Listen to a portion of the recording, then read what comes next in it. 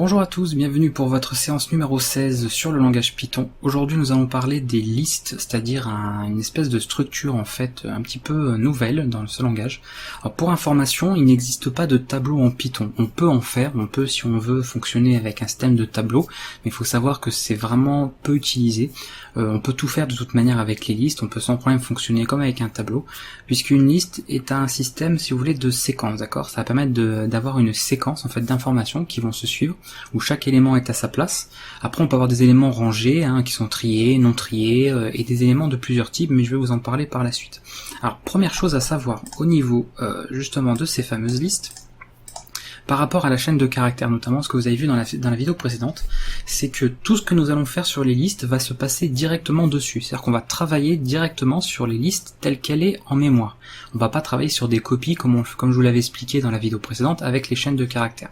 Donc vous allez voir que ça peut avoir ça peut amener à certaines erreurs par la suite, notamment quand on va vouloir faire de la copie de listes. Donc je vais vous montrer tout ça de toute manière par la suite. Alors les listes c'est très simple, d'accord. En Python, elles ont un gros avantage, c'est qu'elles sont très flexibles, c'est-à-dire que vous allez pouvoir contenir tout un tas d'objets différents. Vous n'êtes pas obligé, comme par exemple dans les tableaux, dans d'autres langages de programmation, de faire une liste d'entiers ou une liste de chaînes ou une liste de personnes, ce genre de choses. Vous pouvez avoir une liste qui mélange des entiers, des personnes, des animaux, des voitures, n'importe quel type d'objet, puisque je vous rappelle également que les entiers, les chaînes sont justement des objets en Python. Donc c'est vraiment cet avantage-là qu'elle a, cette flexibilité, c'est de pouvoir y mettre un petit peu tout et n'importe quoi. Et on a beaucoup de méthodes, beaucoup de possibilités, beaucoup de systèmes pour pouvoir les manipuler, pour pouvoir y accéder très simplement. Alors cette vidéo sera assez longue, il y a beaucoup de choses à vous montrer. C'est beaucoup de nouvelles syntaxes, beaucoup de choses à retenir, je pense. Donc n'hésitez pas à prendre des notes si nécessaire. Je vais pas forcément moi les faire, vous savez d'habitude je mettais des notes comme ça en début de code, mais là comme il y a beaucoup de choses, je voudrais pas faire quelque chose à rallonge. Donc n'hésitez pas vous à mettre sur pause la vidéo, à regarder comme ça au fur et à mesure, si vous le voulez. Alors une liste, tout simplement, nous allons voir comment on crée une, d'accord, comment créer une liste. Nous allons faire la création, alors je vais vous le noter ici, création d'une liste. Donc je vais commenter un petit peu ce que je fais au fur et à mesure, mais je laisserai pas forcément tout le code parce qu'on va se retrouver avec quelque chose d'assez grand. On peut créer une liste de plusieurs façons. Moi je vais essayer de vous montrer différentes manières différentes. Alors c'est pas forcément que propre aux listes, mais c'est surtout différentes manières pour pouvoir obtenir une liste à la fin, d'accord. Alors déjà on va faire un truc, c'est qu'on affichera notre liste, on va faire un inventaire, d'accord, pour l'afficher. On va lui choisir un nom de variable, puisque tout objet va être stocké dans une variable, ça je vous apprends rien. Et la première méthode la plus simple, c'est de faire, la plus simple, on va dire la première à connaître, c'est d'instancier tout simplement une liste, d'accord. Donc là, l'inventaire, c'est une liste. Je peux d'ailleurs faire un type de inventaire pour vous montrer au niveau du code. Et vous voyez qu'il nous met que c'est bien de classe liste. Donc on a créé une liste vide, ici, qui porte le nom d'inventaire.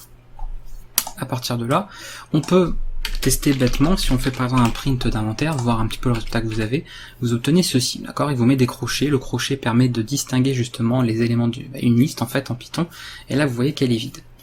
On peut du coup, sans problème, créer une liste vide de cette manière, c'est-à-dire en mettant justement des crochets vides. Je peux vous tester, vous voyez, vous avez exactement la même chose, c'est pareil, c'est une syntaxe un peu plus courte. Moi j'utilise en général celle-là quand je fais des listes vides, j'utilise très rarement, voire même jamais le mot-clé liste directement, même si à la rigueur c'est plus explicite, mais ça on sait qu'en Python, voilà, il n'y a pas de souci, on crée une liste vide de cette manière, on peut pas se tromper. On a également d'autres possibilités, puisque vous pouvez sans problème créer une liste avec déjà des éléments, d'accord. Donc si vous voulez créer des éléments déjà disponibles dans la liste, vous pouvez faire comme ceci, d'accord, tout simplement. Alors là j'ai mis des éléments qui sont évidemment du même type, ce sont des entiers, mais je peux sans problème mettre des chaînes de caractères avec. Ok, ça fonctionne très bien de ce côté-là, pas de souci. Voilà, donc ça c'est grosso modo pour voir comment vous pouvez faire. Il y a certaines personnes parmi vous qui auront peut-être besoin des fois d'initialiser une liste par exemple avec un certain nombre d'éléments pareils. Admettons, moi, vous vouliez faire une liste avec que des zéros, un certain nombre de fois, si vous faites ça, vous allez avoir évidemment un seul zéro, c'est pas comme les tableaux en langage C par exemple ou autre, là vous allez avoir qu'un seul zéro dans la liste. Moi admettons je veux créer une liste qui a déjà 10 zéros de base, et bien on peut s'amuser à faire des petites manipulations directement à la création. Vous mettez ce que vous avez mis ici, et vous faites tout simplement multiplier par 5, 10 par exemple, pour dire 10. Et là, regardez un petit peu, vous allez avoir 10 éléments dans la liste qui sont le 0. Et ça fonctionne avec n'importe quel autre élément, Attention, on est vraiment là, on travaille sur autre chose. Vous pouvez mettre un arc par exemple, ça va fonctionner évidemment aussi. Donc c'est très pratique, je vous recommande vraiment de bien connaître ça, parce que ça peut faire gagner beaucoup de temps quand on veut initialiser comme ça une liste par défaut avec un certain nombre d'éléments. Mieux encore, je peux vous proposer encore quelque chose de mieux, c'est de faire notamment par exemple une liste avec un certain nombre de valeurs croissantes. Ça peut arriver quand on fait des calculs statistiques, des programmes assez mathématiques, ça peut être très intéressant de faire ça. On va utiliser pour cela une fonction, donc c'est pas forcément lié aux listes, c'est une fonction qui s'appelle range, qui va permettre de choisir un certain nombre d'éléments. Donc on va faire tout simplement range comme ceci, et on va lui dire par exemple, je sais pas moi, 20 éléments. C'est-à-dire qu'elle va choisir de 0 à 19, d'accord? Elle va insérer, de 0 à 19 dans une liste que l'on va avoir. Alors là, si j'essaie de l'afficher comme tel quel, vous allez voir qu'il me met range 0,20, d'accord? C'est-à-dire que vous voyez pas les éléments, puisque juste le fait d'afficher comme ça inventaire ne va pas forcément afficher tous les éléments, d'accord? Donc là, il met simplement qu'elle est égale effectivement à range 0,20, c'est effectivement ce qu'on a mis ici. Donc on va voir très rapidement comment afficher une liste autrement. Et vous avez une manière très simple, c'est-à-dire que vous mettez inventaire, décroché, et vous mettez 2 points. Les 2 points veulent dire que vous affichez la totalité de la liste, d'accord? Donc là, hop, alors là évidemment ça ne changera pas, puisque je suis sur du range, donc ça ne changera pas. On va pas reprendre range, c'est pas grave. On va faire un parcours, mais on regardera un petit peu après. Je vais vous montrer tout de suite comment afficher la liste, comme ça voilà, on pourra revenir sur le range plutôt que de passer à côté. Vous avez plusieurs possibilités. On avait déjà vu d'ailleurs dans la vidéo sur les boucles, si vous vous souvenez, j'avais fait une petite boucle for et je vous avais dit que ça permettait de parcourir les séquences. Qu'on avait la boucle while qui faisait tout un système d'instructions un certain nombre de fois, et que la boucle for était en général réservée pour parcourir une séquence. Et ça tombe bien, la liste est une séquence. Donc première méthode possible, on va faire une petite variable de compteur, par exemple i égale 0, et on va lui dire, par exemple, while i est plus petit que la taille, donc on va utiliser une fonction dont je reparlerai après qui s'appelle len de notre liste, d'accord? Tu affiches inventaire, alors pas comme ceci, inventaire de i, donc c'est-à-dire l'élément numéro i entre crochets. Donc ceux qui ont fait des tableaux en C par exemple savent que ça fonctionne comme ça pour afficher un indice, et bien évidemment on incrémente le i. Voilà, et là regardez, ça vous met bien tous les éléments. Donc là on arrive mieux à se rendre compte du coup de ce que j'ai fait avec range. Donc il affiche bien 0 à 19, donc on a 20 éléments. Le premier est 0, le dernier est 19, d'accord? Alors ça, c'est pas forcément le plus pratique pour les listes, d'accord? C'est pas ce qu'on fait le plus. En général, pour une liste, on utilise une boucle for, qui va permettre de faire un parcours. On lui dit for, on va mettre par exemple, je sais pas moi, valeur, in, inventaire. Pour chaque valeur de la liste ici inventaire, donc la séquence inventaire, tu affiches valeur. Et vous allez voir que c'est exactement la même chose au niveau de l'affichage, mais en beaucoup plus rapide. Qu'est-ce que ça veut dire? Ça veut dire qu'il va prendre le premier élément ici de notre séquence, donc l'inventaire. Il va le stocker dans la variable valeur, et du coup, vous voyez que je l'affiche. Ensuite, il incrémente, c'est-à-dire que c'est comme un curseur en fait qui se déplace, il va se déplacer au deuxième élément, il va stocker ce deuxième élément dans valeur, et on peut l'afficher. Ainsi de suite, vous voyez, on peut directement comme ça parcourir toute une liste très facilement. Donc ça, c'est une possibilité. Voilà, donc c'est à savoir, c'est une manière comme ça de parcourir un petit peu notre liste. On a une autre manière également de le faire, et ça peut être utile souvent quand on a besoin d'avoir l'indice. Parce que par exemple, vous savez que ici le 0, il a l'indice 0 de notre liste, le premier élément, donc le deuxième élément est à l'indice 1, puisqu'on commence tout à 0, d'ailleurs j'aurais pas dû prendre des choses comme ça. On va refaire une liste un peu différente, parce que si ça va mélanger plein de nombres là, ça va pas forcément être le plus clair pour vous. Voilà, on va mettre un inventaire comme ceci. Voilà, donc à l'élément, donc l'élément qui est d'indice 0, puisqu'une liste commence toujours à l'élément 0, on a l'arc. L'élément d'indice 1, donc le deuxième élément de la liste, c'est l'épée, et l'élément d'indice 2, donc le troisième, c'est bouclier. Voilà. Il faut savoir en fait que l'indice, c'est toujours le nème moins 1 élément, d'accord?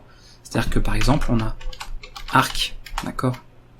Il a l'indice 0, mais c'est le premier élément, d'accord? On a ensuite épée, c'est indice 1, mais en fait c'est déjà le deuxième élément, d'accord? On décale en fait à chaque fois par rapport à l'indice. L'élément en fait c'est le nème plus 1 par rapport à son indice. Donc comme l'arc commence à 0, c'est le premier élément, etc. Voilà, donc ça on regardera de toute façon un petit peu après par rapport à ça. Moi je voulais déjà vous montrer ici au niveau de la création. Donc retenez bien qu'on peut créer en faisant liste, on peut créer tout simplement en mettant des crochets vides, on peut créer avec des éléments déjà dedans, Si on veut avoir la même chose plusieurs fois, on fait comme tout à l'heure, c'est comme j'ai mis le 0 en mettant x5, et on peut aussi utiliser cette petite fonction range qui permet carrément d'avoir une liste de valeurs, ça c'est pratique. Si par exemple on veut mettre 100 nombres à la suite, on fait range de 100, et ça va nous mettre 0 à 99 dans une liste. Donc ça va très vite, du coup pas besoin de faire ça à la main avec une boucle, c'est bien pratique. Voilà pour tout ce qui est création. Donc les accès, on vient de le voir, d'accord, ici, donc rapidement avec un parcours, mais comment je peux accéder à un certain élément en particulier? Eh bien, vous avez plusieurs méthodes, je vais vous montrer plein de choses, donc là c'est le moment aussi de prendre des notes, parce qu'il va y avoir plusieurs possibilités pour accéder à un élément. Donc je vous avais parlé qu'ils avaient chacun un indice. Donc si vous mettez entre crochets l'indice de l'élément, par exemple ici inventaire de 1, on va afficher l'élément d'indice 1, donc le deuxième, c'est-à-dire ici l'épée. Oui, ça c'est un moyen très simple d'y accéder. Si vous mettez les 2 points, comme j'avais fait tout à l'heure, c'est pour afficher absolument tout. Donc là, ça vous affiche carrément une liste avec des crochets, etc. Donc c'est pas forcément un parcours. Ici, on fait pas un parcours. On dit simplement d'afficher la totalité des éléments. C'est pas pareil. Un parcours, c'est-à-dire qu'on va parcourir chaque élément un par un. Ici, on affiche tout d'un coup. Donc avec les 2 points, vous affichez tout. En mettant un indice à l'intérieur, d'accord? Donc par exemple 1, 2, 3, etc. C'est pour dire quel indice, d'accord, vous affichez. Quel élément de quel indice. On a aussi d'autres petites manipulations très sympas, notamment en utilisant des points. Si je fais par exemple que je vous mets 2 points comme ceci, d'accord, et que je mets 3, non 2, je dis d'afficher les 2 premiers éléments de la liste. C'est pour ça qu'on met les 2 points avant. Les 2 points avant permettent de savoir que c'est les premiers. Je peux vous montrer à l'affichage. Vous voyez, il affiche arc et épée, il n'affichera pas bouclier. En revanche, si les 2 points je les mets à la fin, c'est pour ça que je dis que ça allait aller un petit peu vite à ce moment-là de la vidéo, on va demander d'afficher les 2 derniers, d'accord. Mais là, ici, alors il m'affiche bouclier. Par contre, pourquoi il m'affiche bouclier? Il devrait normalement m'afficher les autres pour le dernier élément. Alors il m'affiche le dernier élément ici. Attendez. On va rajouter plus de choses, parce que ça, ma liste n'est pas forcément très grande. Je sais pas moi. Tunique, voilà. Voilà, d'accord? Parce que j'avais pas forcément une liste assez grande. Donc là, il m'affiche les 3 derniers éléments, d'accord? Potion, flèche et la tunique. Ok. On peut aussi choisir certains éléments en partant du début. Parce que vous avez vu, quand je fais ça, par exemple 3, je dis d'afficher celui qui a un indice 3, mais en partant du début, en partant de 0, c'est-à-dire arc 0, 1, 2, 3. Donc il afficherait ici, il faut que j'enregistre mon fichier CTRL-S, il afficherait la potion. Je peux partir à l'envers. Si je mets -3, ça veut dire que tu m'affiches l'élément d'indice 3, mais en partant de la fin. D'accord? Donc là, c'est l'inverse. Il affiche du coup potion, parce que ça fait du coup le premier élément, le deuxième, le troisième en partant de la fin. D'accord? Donc ça, c'est important à savoir en fait. C'est au niveau de la position si vous partez du début ou de la fin. Donc vous mettez un moins, ou vous n'en mettez pas selon où vous voulez partir. Donc c'est bien à savoir. Donc par exemple, si je veux afficher le dernier élément, qu'est-ce qu'on va faire? On va mettre -1. -1, ça veut dire que tu affiches le premier élément partant de la fin. Donc forcément le dernier. Ça paraît logique. Voilà. Donc ça peut être un moyen simple. Par contre, attention, si vous mettez 1 tout court, ça ne veut pas dire d'afficher le premier élément en partant du début. Ça veut dire d'afficher celui d'indice 1. Et là, vous voyez que ça peut le même. C'est épée, c'est pas arc. Pour afficher arc, il faudra évidemment commencer par 0. Donc ça, c'est la petite distinction, d'accord, ne pas vous tromper. Si c'est en nombre positif, on compte l'indice. Si c'est un moins avec un moins devant, c'est pour dire le énième élément en partant de la fin. Par exemple, -0 d'ailleurs, vous allez voir que il n'y en a pas. Il n'y a pas de 0e, etc. D'accord, ça va simplement vous afficher arc, ça fera absolument aucune distinction. Il va même pas faire la différence. D'ailleurs, on peut afficher, tiens, regardez, le 4e en partant de la fin. Voilà, 4e, c'est bien 1, 2, 3, 4. Donc bouclier est bien le 4e élément de la liste en partant de la fin. Donc ça, c'est plusieurs méthodes d'accès. D'accord, si je devais vous les noter rapidement, je vais vous les noter quand même celle-là. Vous avez liste de X. Donc affiche élément d'indice X. D'accord. Vous avez liste de -X. Donc là, affiche le Xème élément en partant de la fin. Donc là, vous voyez la petite différence qu'on a dans ce genre de cas. Ensuite, on va avoir on va avoir carrément les 2 points comme ceci. Donc là, c'est affiche tous les éléments. Donc ça, je vous le note pour vous. Là, affiche les X premiers éléments. Si on inverse, donc on met les 2 points à la fin, affiche les X derniers éléments. Et voilà. là on a fait grosso modo le tour de tout ce qu'il y a à connaître au niveau accès. Donc tout ça c'est pour ce qui est l'accès manipulation, d'accord, au niveau des listes. Ça fonctionne pour, par exemple ici vous voyez l'affichage. Mais pas seulement, maintenant vous savez comment on accède à chacun des éléments de la liste, vous allez voir également qu'il y a d'autres choses possibles, d'accord, on peut vraiment faire d'autres choses. Par exemple, regardez si je fais, alors je sais pas si là, de 4, qu'est-ce qu'il peut mettre, voilà. Vous voyez quand je mets ici les deux avec des points 4, d'accord, donc il affiche l'élément d'indice 2 jusqu'à l'élément d'indice 4, donc c'est-à-dire 0, 1, 2, 3, il affichera évidemment pas le 4, d'accord, c'est exclu, donc il va afficher du 2 au 4, mais le dernier élément que vous avez là est exclu. Donc ça je vais le noter, c'est pour ça que je voulais vous montrer, parce que c'est pas forcément clair. On va mettre ici A, B, ce sera plus simple. Affiche de l'élément d'indice A à l'élément, mais le B est exclu, d'accord. Donc ça fait pour prendre une fourchette de valeur en fait, d'accord. Il prend une fourchette de 2, donc ici en réalité de l'indice 2 à l'indice 3. Donc il prend du coup que 2 éléments. Si je fais 5, il va en prendre 3. Ok, voilà. Parce que vous faites 5, en fait vous faites 5 moins 2, d'accord, ici pour le retenir, hein, si vous avez peur de le retenir. Vous faites par exemple ici 5 moins 2, ça fait 3, donc vous savez que ceci va afficher 3 éléments. D'accord. Tout à l'heure j'avais ça, on faisait 4 moins 2, ça faisait 2, donc on avait effectivement 2 éléments, bouclier et potion. C'est un moyen mnémotechnique de le retrouver. Vous faites B moins A et vous saurez comme ça combien d'éléments ça va afficher, puisqu'il y a toujours le dernier qui est exclu. Voilà, donc ça à connaître. Donc ça c'est plusieurs manipulations possibles, d'accord. Retenez bien ces systèmes de notation, avec en normal, avec le moins, avec le point tout seul, le point avant après et le point au milieu. C'est vraiment important, ça permet, vous voyez, d'accéder à plein d'éléments de la liste, donc ça fait gagner énormément de temps. Alors maintenant vous savez comment créer une liste, vous savez comment accéder à ces éléments de n'importe quelle manière, du début, de la fin, dans une fourchette, les premiers, les derniers, etc. On va voir nous comment on peut en modifier. D'accord. Je rappelle que la liste, on travaille directement sur elle, sur elle-même, donc on va vraiment modifier la vraie liste. Comment on fait? Eh bien, on fait de la même manière, c'est-à-dire que si je fais, on va faire un affichage, d'accord, normal, comme ceci, et ça on va le réafficher après. Donc voilà, affichage après la création, on fera un affichage après modification d'un élément. Eh bien, je peux tout simplement faire inventaire de 2. Là, il va me modifier le troisième élément, donc c'est-à-dire le bouclier, par bouclier d'acier par exemple, d'accord. Donc modification vraiment très simple. Alors je vais retirer des éléments, il y en a peut-être un peu trop là, pour que vous ayez un affichage un peu plus correct. Voilà, ici, comme l'écran est scindé en deux, voilà. Donc il a bien changé l'élément d'indice 2, d'accord, tout simplement. Alors ça, si vous faites du langage C notamment, du C++, etc., vous connaissez cette notation, de pouvoir modifier comme ça un élément de tableau, sauf que là on travaille, c'est une liste, c'est pas un tableau, c'est vraiment une liste. On peut faire tout ce qu'on a vu ici, d'accord. Vous pouvez sans problème dire, voilà, regardez, je mets 2 points, alors là c'est un peu bizarre, d'accord, mais là, on a modifié ça. Alors par contre ici il nous met quelque chose de bizarre parce qu'il nous met chaque élément ici. Alors vous allez me dire pourquoi il fait ça, puisque normalement, vous devriez ici inclure le nombre de fois où vous modifiez l'élément. Je vais vous montrer pourquoi. Je vais faire par exemple ici les 2 premiers. Si je mets juste ça, regardez ce qui se passe. Donc là il a fait des modifications bizarres, vous voyez, vous n'avez pas du tout ce que vous vouliez. C'est-à-dire que ça, normalement, il faut le préciser 2 fois. Donc ici, je reprécise là. Voilà. Et là, effectivement, vous voyez, il a bien modifié bouclier d'acier, les 2 premiers éléments. Comme vous demandez à modifier les 2 premiers, vous êtes obligé ici, après l'affectation, d'indiquer les 2 premiers.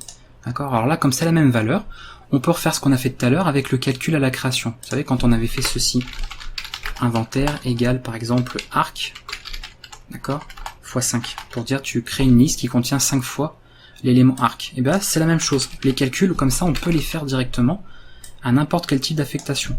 Donc là je fais ça, et je fais x2, puisque j'ai dit aux 2 premiers éléments. On obtient exactement le même résultat. Voilà. Donc si je fais ça, d'accord, et bien on devrait dire fois le nombre d'éléments qu'il y a dans la liste. Donc là il y en a 4, donc on devrait faire x4. Et là on a modifié tous les éléments de la liste par bouclier d'acier.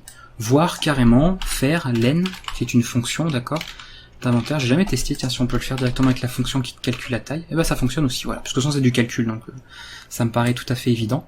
Donc vous voyez, avec cette fonction qui donne la taille ici de la liste, on peut du coup, pareil, ça va retourner 4, donc ça va bien faire le calcul comme il faut. Voilà, donc ça c'est bien à savoir, d'accord, qu'on peut vraiment modifier comme ça n'importe quel élément, soit juste avec un seul indice, soit on peut en modifier plusieurs. On peut également dire, tu modifies de l'élément en deuxième d'indice 2 jusqu'à l'élément d'indice 3, en faisant comme ça, et pareil. Et là, 4 moins 2, ça fait 2, donc ça veut dire qu'il va y avoir 2 éléments à modifier, comme je vous avais expliqué tout à l'heure, donc on fait x2, et voilà. Et là, regardez les 2 derniers éléments, du coup on a été modifié, l'élément d'indice 2, l'élément d'indice 3, pas de souci. Voilà, ça c'est pour l'accès, d'accord, et là notamment la modification.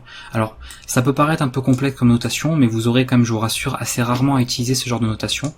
Celle que vous allez avoir le plus souvent besoin de faire, c'est, voilà, modifier l'élément par exemple d'indice 4, qu'est-ce que je mets à la place. D'accord? Ça c'est souvent quelque chose que vous... par contre là je vais dépasser, on va peut-être éviter. Voilà.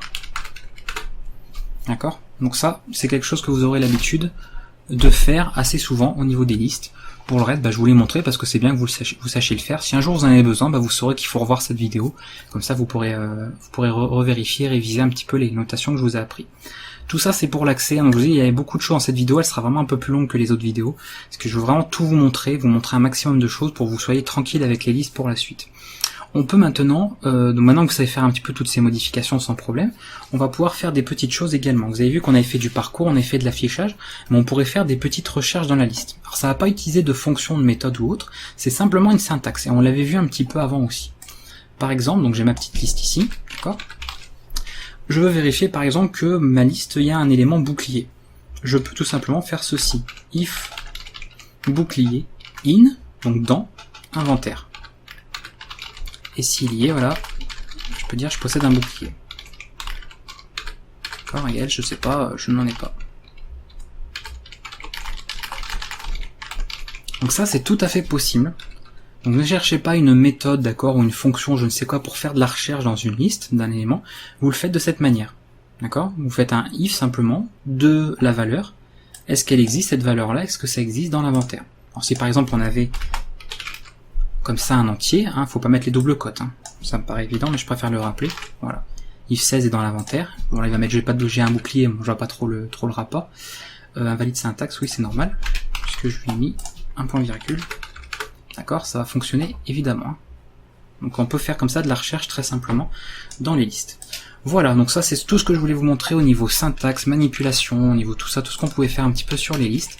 Maintenant, comme vous savez que c'est un objet, d'accord, la liste est un objet, est une classe pardon de Python, on a évidemment des méthodes et on verra également des fonctions, c'est-à-dire qui sont pas forcément liées à la classe liste, mais qui peuvent servir sur des listes. Donc je vais vous les montrer également.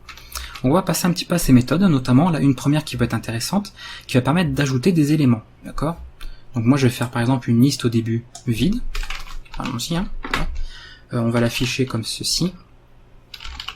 On va pas s'embêter, on va pas faire un parcours pour l'afficher, d'accord. Je vais l'afficher tout bêtement comme ça, ce sera plus formaté, on va dire comme affichage, ça prendra moins de place. Et on va simplement faire un inventaire, et on va utiliser la méthode sur l'objet append. Et du coup là on peut ajouter le fameux élément qu'on veut, d'accord, pour test. Voilà. Et vous voyez qu'il est venu s'ajouter. On peut également, hop. Ceci ne fonctionnera pas, d'accord, mais vous verrez que certaines méthodes pourront comme ça se faire à la suite. Pourquoi? Puisque ici on va travailler directement. Alors normalement il nous met quoi, nos petites, oui, ce qu'il cherche voilà, il cherche un attribut append qu'il n'y a pas évidemment. Mais dans certaines méthodes vous verrez qu'on pourra comme ça en faire à la suite plusieurs méthodes, puisque le résultat va renvoyer en fait l'objet lui-même et on pourra du coup utiliser une méthode par la suite. Donc ici le append vous n'en faites qu'un seul, d'accord. Vous faites qu'un seul append. Si vous voulez rajouter un objet, vous le refaites une autre fois. Donc je vais vous le montrer parce que ça, dans certains langages on peut comme ça cumuler les méthodes à la suite d'une autre méthode, mais ça fonctionne pas en tous les cas. Et là on ajoute bien tous les objets en fin de liste, d'accord. Append ça ajoute bien en fin de liste, donc ça va pas chercher à trier les éléments, ça les met à la fin. On peut également, et là ça peut être utile, bon je vais déjà repartir d'accord sur quelque chose comme ça. Ce genre de choses, voilà. Donc on affiche la liste. On va reprendre une liste de base. Je vais essayer de pas aller trop vite parce que ça qu'il y a beaucoup d'éléments, mais je veux pas non plus aller trop vite sur les explications, que ce soit bien clair pour vous. Donc on a une liste comme ça. Moi je veux par exemple pouvoir insérer un objet en indice 1, c'est-à-dire à la place de bouclier. Et vous allez voir ce qui va se passer quand je vais le faire. Je vais tout simplement faire inventaire.insert, donc c'est une autre méthode, à l'indice 2, et je vais insérer potion de mana par exemple. Voilà. Je prends toujours des exemples comme ça, on reste sur du RPG. Et ici, print de inventaire, on va l'afficher complètement, et vous allez voir la différence. Voilà. Attendez, qu'est-ce qui s'est passé ici? Qu'est-ce que j'ai fait? 2... Oui, 0, 1, 2, pardon. Oui, c'est pas la place de bouclier, j'ai n'importe quoi, c'est à la place de manteau de cuir. Donc je vais mettre 1 parce que moi je voulais modifier le deuxième élément. Voilà. Donc là, vous voyez, il a mis potion mana au premier indice, d'accord, l'indice 1, donc le deuxième élément. Et automatiquement, comme il a pris la place de bouclier, bouclier s'est décalé d'un indice sur la droite, et manteau pareil. Donc manteau était d'indice 2, maintenant il est d'indice 3, d'accord. L'arc n'a pas bougé, forcément, et c'est potion de mana qui a pris l'indice 1, et bouclier du coup qui est devenu indice 2. Donc ça permet vraiment d'insérer un endroit particulier, d'accord. Vous choisissez ici l'indice, et on insère vraiment à l'endroit qu'on veut. Donc ça c'est à savoir, c'est vraiment important de pouvoir comme ça insérer, ajouter en tout cas des éléments à votre liste, soit en fin, soit vraiment à l'endroit que vous voulez, d'accord. Donc par rapport à un indice en particulier. Maintenant que vous savez ajouter des éléments, on peut voir, ça me paraît logique, comment les supprimer. Pour supprimer des éléments, vous avez soit une méthode, d'accord, c'est-à-dire qu'on va faire, alors d'ailleurs j'ai un peu tout enlevé là, on va peut-être éviter de tout enlever à chaque fois, voilà. Donc on va faire tout simplement un inventaire.remove, donc c'est une méthode des listes, d'accord, et elle a besoin en paramètre de l'élément vraiment que vous voulez supprimer. Moi par exemple je veux retirer le bouclier, donc vous voyez je mets pas d'indice ou autre, je mets vraiment la valeur en fait dans la liste, et là il aura supprimé le bouclier, d'accord, directement, donc, grâce à cette méthode remove. Je peux, sinon, si vraiment j'ai besoin d'accéder à l'indice, je vais utiliser une instruction que vous avez déjà vue, qui est l'instruction del, j'en avais parlé. Donc c'est pas une fonction, c'est pas une méthode de la classe list, c'est vraiment une petite instruction que vous pouvez utiliser directement en Python. Vous voyez d'ailleurs que c'est un mot réservé. Et vous mettez inventaire avec l'indice que vous voulez. Donc si je veux supprimer le bouclier, c'est l'indice 1. Donc je peux faire exactement la même chose. D'accord? Ça fait la même chose d'une manière ou d'une autre. Soit on travaille avec la méthode de liste, soit on travaille avec l'instruction del, et on aura bien la suppression qui va se faire. Voilà. Donc ça c'est important de savoir. On a fait tout à l'heure de la recherche, d'accord, on avait fait des petites méthodes, des petites recherches, vous voyez, avec le in. On peut également chercher, par contre, retourner l'indice d'un élément d'une liste. C'est-à-dire que je peux faire, alors là je l'ai affiché, pas de problème. Qu'est-ce qu'on peut faire, indice, voilà, comme ceci. Et ici je vais afficher inventaire.index, c'est-à-dire je veux qu'il me retourne l'index en fait de l'objet justement bouclier. Donc si vous en avez plusieurs dans la liste d'un même objet, il va retourner évidemment la première fois qu'il le rencontre. Et là si je teste, vous voyez qu'il met que l'indice c'est 1, parce qu'effectivement l'indice de bouclier c'est 1. Alors à quoi ça peut servir de faire ce genre de choses? Quand vous pouvez pas connaître par exemple l'indice d'un objet, vous pouvez très bien faire, je sais pas moi, objet à supprimer, d'accord. Avant vous dites je veux supprimer le bouclier, donc vous faites ça, d'accord. Vous demandez de chercher l'index du bouclier, et ensuite du coup vous n'avez plus qu'à faire inventaire, pas remove pardon. Vous pouvez faire del de l'inventaire et qui prend, voilà, l'indice de l'objet à supprimer. Et ça va du coup marcher, d'accord. Donc très pratique. Parce que bon là on sait pas forcément toujours à l'avance l'index, d'accord, ou en tout cas l'indice que l'on veut. Donc là on peut faire une recherche sur l'indice par rapport à l'objet. Quand on sait le nom de l'objet, on peut retrouver son indice et du coup à partir de l'indice on peut le supprimer. Après si vraiment de toute manière on a son nom, vous savez qu'avec le remove on peut aller plus vite, hein. Remove on fait juste inventaire.remove et hop, en ayant juste le nom on le supprime. Donc c'est vrai que vu comme ça c'est beaucoup plus rapide cette méthode là, ça c'est sûr. Parce que c'est l'avantage comme ça de Python, c'est qu'on peut supprimer un élément directement en ayant sa valeur. Mais c'est bien de savoir aussi la méthode index qui peut, je pense, être très intéressante et très utile dans ce genre de cas. Qu'est-ce que je peux vous montrer d'autre également? Parce que je voulais vous montrer pas mal de choses sur ces listes, hein. Bon, il reste plus grand chose que je veux vous montrer, mais quand même. Par exemple, quand vous avez, on va prendre du coup des, tiens là on a des objets ici. Qu'est-ce que je peux mettre? Potion de mana, arc, bouclier, manteau, arbalète. Alors c'est un peu beaucoup de choses bizarres, mais c'est pas grave. Voilà. Je vais l'afficher par défaut. Et ici, je vais trier en fait ma liste, parce que oui, vous doutez bien que il est déjà possible de trier une liste sans que vous ayez besoin de faire votre propre fonction. Alors il ne faut pas l'utiliser directement dans le print, donc il faut être simplement inventaire.sort. d'accord, donc de manière basique. Et il faut évidemment, ça je pense que ça me paraît logique aussi, que les éléments de votre liste là soient du même type. C'est-à-dire que si vous essayez de trier des patates avec des nombres, ça va pas marcher évidemment. Donc là j'ai que des chaînes de caractères, donc il va pouvoir les trier par ordre alphabétique. Hein. Donc a priori, si les choses sont bien faites, voilà, vous voyez qu'il a remis arbalète au début, arc, bouclier, manteau et la potion est en fin puisque c'est un P, donc ça vient après le M.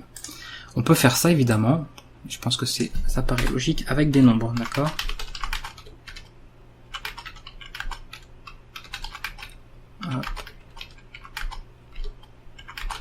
Voilà, j'en mets plusieurs, et ça va être exactement la même chose. Oui, c'est bon, voilà. Donc au début ils sont dans le désordre, on fait un petit sort sur la liste, et il va nous les retrier par ordre croissant, ok. On peut également faire une inversion de valeur, c'est-à-dire qu'on peut tout mettre à l'envers, en fait, les éléments d'une liste. Donc là, je peux faire reverse, c'est une autre méthode, qui va tout intervertir. C'est-à-dire que bah là, le moins 8, il va finir en premier, ensuite ça va être 2, 178, 7, 124, 3, moins 7, 128, et on va finir avec le 5. Donc on inverse toutes les valeurs, en fait. Voilà, avec reverse. Donc rien ne vous empêche, si vous voulez par exemple avoir une liste en décroissant, de faire un tri normal, et ensuite pourquoi pas utiliser le reverse dessus, d'accord. Même si on peut faire directement en décroissant, ce serait plus rapide, mais c'est une possibilité. Vous pouvez faire un sort, ensuite faire un reverse, comme ça vous avez une liste triée de manière croissante, et ensuite qui est inversée, donc qui devient décroissante. C'est une possibilité. Voilà pour ces, ces méthodes, pardon, pour faire un peu de tri. On a également une autre méthode un peu dans le nombre, par exemple, par rapport à l'index, vous pouvez compter le nombre d'éléments. Par exemple, là, si j'avais, je sais pas moi, potion, voilà, dans cet exemple-là, arc, potion, manteau. Moi, je voudrais sur cette liste pouvoir compter le nombre de fois où j'ai, par exemple, le nombre de potions que j'ai tout simplement en fait dans mon inventaire. Donc je vais faire simplement un nombre de potions. D'accord, ce genre de choses. Et on va faire inventaire.count et elle doit compter le nombre de potions. Voilà, donc ça nous met 3. Tout simplement, ça a compté le nombre d'occurrences, d'accord, de ce terme-là. Donc très pratique aussi, ça permet de vérifier les choses le plus simplement du monde. Donc vous voyez beaucoup de méthodes, hein, vraiment beaucoup de méthodes pour les listes très intéressantes. Append, insert, on a remove, on a index, on a sort, reverse, count, on en a plein d'autres aussi. Mais c'est des petites choses comme ça que je voulais vous montrer. Et je pense qu'on en restera là au niveau des méthodes vraiment standards pour les listes. Il y en a d'autres, encore une fois, si vous voulez les voir, c'est comme pour tout. Vous faites simplement un help de liste, comme je vous l'ai montré pour les chaînes de caractères. Et vous aurez accès comme ça à la doc, d'accord, qui vous propose beaucoup d'attributs, de méthodes. Vous voyez ici, clear, count, etc. On trouve pas mal de choses. Bah tiens, justement, comme ça montre count, là, clear, pardon, c'est pour effacer la liste. C'est-à-dire si vous faites un inventaire.clear, ensuite vous l'affichez, ça permet d'effacer tous les éléments de la liste. Vous avez une autre manière de le faire aussi, et je pense que vous l'avez pour certains, si vous avez vu un petit peu ça, vous aurez peut-être compris comment on peut le faire. On peut accéder un petit peu aux éléments qu'on veut, notamment ceci. On peut accéder à tous les éléments de la liste, c'est-à-dire la liste complète. Donc si on fait inventaire avec les 2 points, et que je dis maintenant je t'affecte ça, eh bien on en fait également une nouvelle liste, donc une liste vide. Voilà. Donc c'est exactement la même chose, d'accord. Comme on travaille sur la liste elle-même, on a vidé la liste. C'est simplement qu'ils ont fait une méthode pour faire ça plus rapidement. Donc vous avez 2 possibilités pour effacer toute une liste. Soit de faire ça, soit d'utiliser la méthode clear. Voilà, c'est vraiment au choix, c'est vous qui voyez. On peut terminer sur quelques autres petites manipulations, parce que comme vous avez vu les chaînes de caractères hein, précédemment, c'est utile de voir comment on peut travailler avec des listes aussi. Vous avez vu hein, dans les chaînes de caractères tout à l'heure, enfin dans la précédente vidéo, pardon, comment on pouvait par exemple couper une chaîne en plusieurs bouts, et vous avez vu que je vous avais dit on obtenait une liste, vous avez dit de toute façon on verrait ça par la suite dans la prochaine vidéo. Et bien justement, alors je vais remontrer cet exemple hein, d'accord, qu'on avait fait, c'est-à-dire qu'on avait fait ceci, par exemple, je vais virer peut-être création de liste, hein. Voilà. Je vais mettre chaîne, d'accord,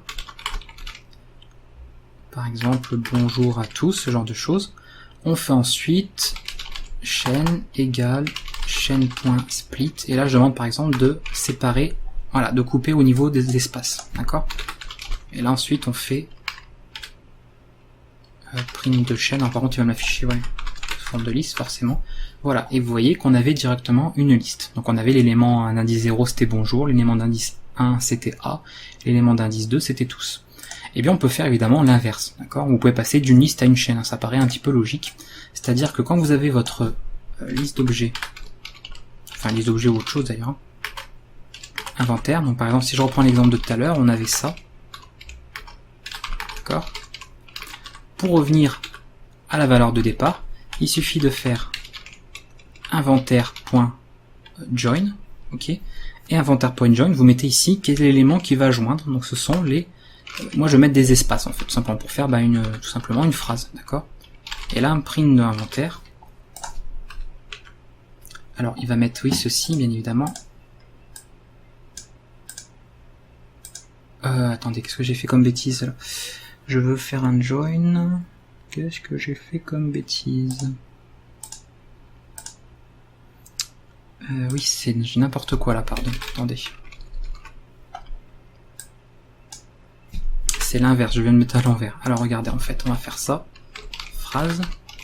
Donc une fois que vous avez votre liste, vous dites que donc votre chaîne, d'accord, bah c'est tout ça en fait, c'est-à-dire que le séparateur, moi, bah c'est un espace, et je joins après chaque espace, donc avant et après, ma liste, donc inventaire. Voilà, je l'ai mis à l'envers en fait, hein, et là du coup je peux afficher ça. Je sais pas pourquoi j'avais confondu avec les deux, voilà, d'accord. Si je mets ici bah ça, un underscore, vous allez avoir ça bien évidemment. Donc on met en fait la chaîne avec le séparateur que l'on veut cette fois-ci pour joindre, la méthode join, et on va faire ça. Donc join est bien lié, d'accord, vous voyez, c'est une méthode des chaînes, hein, d'accord, c'est pas une méthode de liste, mais simplement que comme on partait d'une liste, bah, je voulais vous le réserver pour cette vidéo là. Donc join, on le fait sur une liste, sur une chaîne, pardon, je vais y arriver, et pas sur la liste, hein, sinon évidemment ça ne marcherait pas. Et elle prend en paramètre un conteneur, donc ici notre liste justement, ici l'inventaire. Ça permet comme ça d'afficher les choses proprement. Voilà. Si j'avais fait, je sais pas moi, quelque chose comme ça, ça aurait évidemment. Alors, qu'est-ce que j'ai pas enregistré? Et oui, il me le prend comme une chaîne, il va pas vouloir. Voilà, séquence item 0. Donc là, vous voyez par contre, ici, ça va pas fonctionner, puisqu'il va chercher automatiquement, lui, à avoir une chaîne. Donc vous allez travailler véritablement sur une chaîne de caractères, donc des choses qui sont du texte et pas forcément des nombres, d'accord? Donc lui il vous dit par exemple voilà, qu'il a trouvé un integer found, donc il faudrait normalement que pour chaque élément en fait je fasse un cast en string, enfin voilà, pour que ce soit considéré comme une chaîne. Mais là, bon, nous c'était pour montrer pour l'exemple, retenez simplement, surtout, hein, ce qui est le plus important, vous pouvez partir de quelque chose comme ça, vous pouvez faire un join et ça va directement fonctionner. Ça permet de joindre comme ça différents éléments d'une liste dans une chaîne. Voilà. Dernier petit bonus hein, pour cette vidéo qui est important je pense et qui serait voilà, pour éviter que vous fassiez l'erreur par la suite et vous ne compreniez pas d'où ça vient, surtout par rapport à ce que j'avais dit dès le début, je vous avais expliqué que la liste on travaillait directement sur elle-même, pas comme une chaîne de caractères où on fait des copies, et c'est quelque chose qui peut induire en erreur. Dans cette possibilité là je vais vous montrer, c'est-à-dire que si par exemple vous faites liste 1, d'accord, donc j'ai ce genre de choses, donc on reprend toujours nos éléments, hein. Ok, et que je me dis bah je fais une liste 2 et j'aimerais que ce soit une copie. Donc on serait tenté de faire ça, d'accord, de dire que la liste 2 bah c'est en fait on lui affecte la liste 1, d'accord. Donc si je fais un print de liste 1, par contre je vais peut-être ici, voilà, liste 1, liste 2, et on mettra après ici, voilà. Donc la liste 2, on va l'afficher de cette manière. 2 et 2. D'accord? Donc ça c'est bon, liste 1, liste 2. Moi je vais faire ceci. C'est-à-dire qu'à la liste 2, d'accord, je vais lui ajouter un élément. Ok, j'ajoute autre chose. Normalement, si on a fait les choses comme il faut, la copie, on devrait avoir une liste 2 plus grande que la liste 1. C'est-à-dire que la liste 2 devrait avoir arc, bouclier, tunique, et ensuite potion en plus. Et regardez si je teste le code, ça m'a modifié les deux listes. Tout simplement, puisque je vous avais expliqué qu'on ne travaille pas sur des copies. Quand vous faites cette ligne-là, cette affectation, vous dites simplement en fait que la liste 2, ça va être une référence, donc c'est pas une copie en fait, c'est elle-même, elle va avoir un lien directement avec liste 1, donc elle sera en fait un clone, vraiment un clone de liste 1. Ce qui fait qu'en modifiant la liste 2, ça va exactement modifier la liste 1 de la même manière. d'accord, vous allez avoir une modification à l'identique, comme si c'était deux listes clonées. Enfin vraiment deux clones mais qui sont ensemble, d'accord, pas qui fonctionnent de manière indépendante. Alors si vraiment vous tenez à faire une copie de liste, d'accord, que c'est vraiment important pour vous par rapport à un programme, je vais vous proposer une petite astuce. On va utiliser un module très particulier, un module que je vous ai jamais présenté, et que là je vais vous en parler juste pour ça. C'est le module de copie. Donc vous faites un import copy, c'est tout, donc c'est très simple à l'appel, d'accord. Et ici, au lieu de faire cette ligne là, d'accord, donc ça je la mets ici, ne copie pas, mince, ne fait pas de copie, d'accord, ceci, vous allez tout simplement faire un liste 2, on appelle le module copy et on utilise sa fonction deep copy, tout simplement. Donc c'est une fonction qui va permettre de faire une copie à l'identique, d'accord, d'un élément pour un autre, et ils seront vraiment indépendants. Donc on va copier quoi? La liste 1. Voilà. Et là, si je teste cette fois-ci par rapport à tout à l'heure, quand j'ajoute un élément à la liste 2, vous voyez qu'il n'a pas été ajouté à la liste 1. Donc cette fois-ci, votre liste 2 est bien autre chose que la liste 1. Elles n'ont plus rien à voir ensemble, et vous allez comme ça pouvoir travailler sur les deux listes différemment. Voilà, donc ça c'était la petite chose que je voulais, le petit détail que je voulais vous ajouter pour cette vidéo-là. Et comme on parlait de copie, on pourrait parler également de, vous savez, par exemple, ajouter une liste à une autre. Comment on peut faire ce genre de choses, tant qu'on y est, notamment la concaténation. Vous avez vu la concaténation dans les chaînes de caractères, d'accord? On peut ajouter une chaîne à la suite d'une autre, comme ça on peut les assembler. On peut faire pareil pour une liste. Si j'ai par exemple liste 2, d'accord, qui va contenir la fameuse potion, parchemin, je sais pas quoi, etc. Bref. Vous pouvez sans problème, voilà, assembler, donc concaténer les deux listes. Vous avez plusieurs méthodes, vous pouvez utiliser, plusieurs méthodes, plusieurs manières, parce qu'on va éviter d'utiliser le mot méthode comme ça n'importe comment. Vous avez plusieurs manières. La première, c'est d'utiliser la méthode extend. Donc vous faites liste 1 et vous dites je vais l'étendre, d'accord, donc .extend avec la liste 2. Et là, si je vous montre le résultat, voilà, vous voyez qu'on a ajouté à la liste tous les autres éléments. D'ailleurs, je suis pas obligé de mettre ça en fait, on s'en fiche. Pour ici, c'est pas tellement utile. Voilà, donc on refait. Voilà, ça c'est plus lisible pour vous. Donc là, on a directement ajouté les éléments de la liste 2. Ça revient également, cette méthode, ça revient exactement à faire ceci. Liste 1 égale la liste 1 plus la liste 2. Donc oui, comme pour les chaînes de caractères, on utilise l'opérateur plus pour faire une concaténation, c'est-à-dire de fusionner en fait deux listes. Donc je réexécute le code, vous voyez qu'il n'y a aucun changement. Et ça, vous savez, quand vous voyez cette syntaxe-là, rappelez-vous la fameuse syntaxe A égale A plus B par exemple, on peut trouver son équivalent en faisant A plus égale B. Mais ça, je vous apprends rien, c'est ce qu'on avait vu sur les opérations. Donc vous pouvez sans problème faire liste 1 plus égale liste 2. Et même chose, d'accord, vous aurez bien ajouté chacun des éléments à la suite, donc vous aurez fait une fusion des listes. Voilà. Et votre liste 1 contiendra tout son ancien contenu, plus le contenu de la liste numéro 2. Par contre, la liste numéro 2 n'aura pas bougé, d'accord. Si je vous fais un affichage, vous avez bien compris que ça ne change absolument rien. Elle ne disparaît pas parce qu'on la fusionne. Non, je vous montre un petit peu. Hop. Voilà, vous voyez que la liste 2, elle, d'accord, c'est pas de souci. Là, effectivement, on fait une copie en faisant ça. Quand on dit, tiens, qu'on concatène la liste 2, on concatène une copie, d'accord. Parce qu'automatiquement, si je fais, je sais pas moi, on va faire après. Si je fais liste 2.append de get, ce genre de choses, vous voyez que ça a été ajouté simplement à la liste 2. La liste 1, vous voyez, elle n'a pas été modifiée. Donc on n'a vraiment pas de référent ici, c'est deux listes différentes. La liste 1 et 2, ici, elles sont absolument distinctes l'une de l'autre, même si à un moment donné, on a ajouté tout le contenu de la liste 2 à la liste 1. Parce que c'est simplement ça qu'on a dit. C'est d'ajouter le contenu, en fait. On n'a pas dit d'ajouter la liste, on a dit d'ajouter son contenu à notre liste numéro 1. C'est ce qu'on vient de faire ici. Et puis écoutez, je crois qu'on a fait le tour un peu de tout ce que je voulais vous montrer. Normalement, je vous ai parlé, vous savez créer une liste, de plusieurs manières d'ailleurs différentes. Vous savez comment accéder à chacun de ces éléments, que ce soit pour une lecture ou pour une modification, pour une suppression également, puisque vous avez vu les méthodes d'ajout, les méthodes de suppression, des méthodes de parcours, de recherche, des méthodes pour compter, pour trier, pour inverser des choses, bref. Ça fait pas mal de petites, pas mal de fonctions, pas mal de méthodes qu'on a vues ensemble, et également des transformations hein, de liste à chaîne et inversement. Maintenant vous savez bien maîtriser. Donc ces deux vidéos-là, hein, la vidéo sur les chaînes et la vidéo sur les listes, vous aura permis d'en voir pas mal.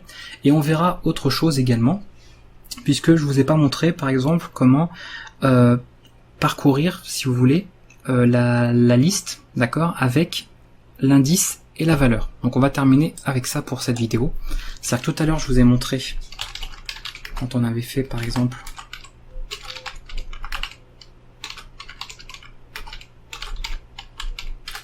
bouclier, d'accord, ce genre de choses. On avait fait simplement par exemple for pour chaque objet dans l'inventaire, tu affiches l'objet, d'accord, sur lequel tu as ton curseur. Et ils ont affiché chacun des éléments, d'accord. Ça c'est du parcours tout simple au niveau de la liste. Je vous avais dit que c'était mieux que le while, parce que le while on doit utiliser une variable i et que c'est pas forcément fait pour ça à la base. Donc très pratique. Si on veut récupérer en même temps l'élément, donc si je fais ceci, je vais utiliser la fonction enumerate, vous allez voir déjà ce qui se passe. On va avoir un autre affichage. C'est pour faire la transition avec la suite. Vous voyez, ça vous met une espèce de couple comme ça, avec l'indice et la valeur, et ça le met entre parenthèses. Ce que vous voyez là, ça s'appelle un tuple. D'accord, c'est la prochaine chose que nous allons voir dans la suite de la formation, après les listes. Donc ça fera comme ça la transition. Alors ici, quel intérêt? Bah rien du tout, parce qu'en plus vous savez pas ce qu'est un tuple, vous allez le savoir pour la suite. Par contre, ça peut être utile au niveau de l'indice de le récupérer. Donc c'est-à-dire qu'on peut faire, par exemple, indice objet. Alors je mets un nom à rallonge, mais c'est histoire de bien l'identifier. Valeur, d'accord, objet. Donc on fait un enumerate, toujours. Et du coup ici, vous pouvez afficher les deux. C'est-à-dire que vous pouvez avoir... je sais pas moi, vous pouvez afficher, bah tiens, on va utiliser une petite méthode format justement pour ça.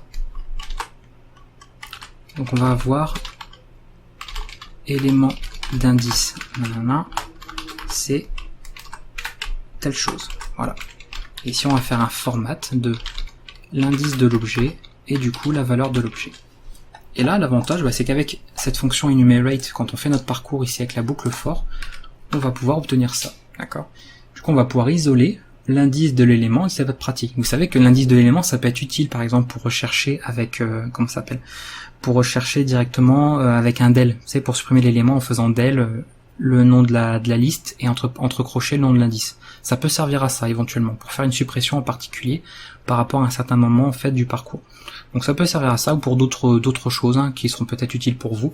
Mais en tout cas sachez que c'est possible. Voilà, vous mettez deux variables. Hein, donc d'ailleurs on les appelle souvent KV aussi, key value, hein, et on peut très bien faire de cette manière-là. Voilà, d'accord, ça fonctionne évidemment. Hein, c'est le nom de la variable que vous voulez. Donc cette fonction est très pratique, elle permet d'énumérer de toute manière, voilà, bah ici ce conteneur qui est une liste, sous forme de tuples, mais ça les tuples on va en parler juste après pour la prochaine vidéo. Donc j'espère que vous aurez appris beaucoup de choses, encore une fois il y a plein de notations, il y a plein de syntaxes différentes, il y a plein de choses à savoir, quelques méthodes, quelques fonctions en plus, notamment, et je vais montrer rapidement quand vous faites par exemple len de liste, d'accord, ça vous retourne la taille. Donc le nombre d'éléments, d'accord. Voilà, ça c'est à savoir, parce que pour tout ce qui est structure, vous utilisez cette fonction, donc elle n'est pas propre aux listes, hein, c'est qu'elle fonctionne sur les listes, et ça vous retourne le nombre d'éléments. Donc très pratique à savoir aussi, je tenais à le noter ici pour pas l'oublier. Voilà, comme ça vous connaissez pas mal de petites choses maintenant à ce niveau, au niveau des listes. Je pense qu'on a fait le tour de tout. Si j'ai oublié quelque chose, de toute manière, c'est pas bien grave. Encore une fois, vous pouvez utiliser, rappelez-vous, la fonction help qui vous permet d'avoir toute la doc sur les listes. Vous aurez encore plein d'autres méthodes, plein d'autres choses qui peuvent peut-être vous être utiles pour vous. Moi, je vais en rester là pour cette formation, pour ce que je vous ai montré. Je pense que vous avez déjà beaucoup à faire avec ça. Et je vous dis à très bientôt, puisqu'on se retrouvera pour parler des tuples. Ciao.